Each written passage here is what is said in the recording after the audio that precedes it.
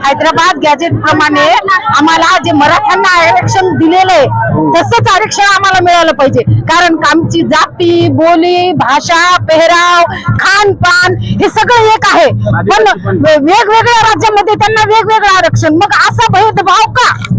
आणि हा भेदभाव मिटला पाहिजे.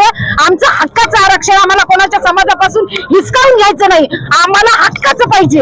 आणि ही हक्काची मागणी करण्यासाठी आम्ही पूर्ण बंजारा बांधव जालना जिल्ह्यामधून कमीत कमी 10 ते 15 हजार तिथं पण थांबले लाखोच्या. आणि इथून पुढे आमची आवाज इथंच नाही थांबणार, तर आम्ही मुंबईला पण, आम्ही दिल्लीला पण आमची आवाज पोहोचवणार आहोत.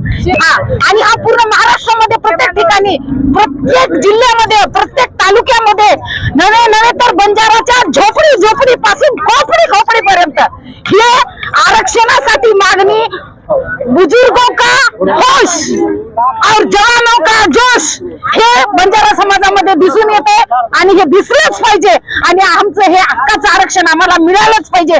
जोपर्यंत मिळत नाही तोपर्यंत आमचं आंदोलन असंच चालू राहणार. अंबिका गोकुळ जाधव.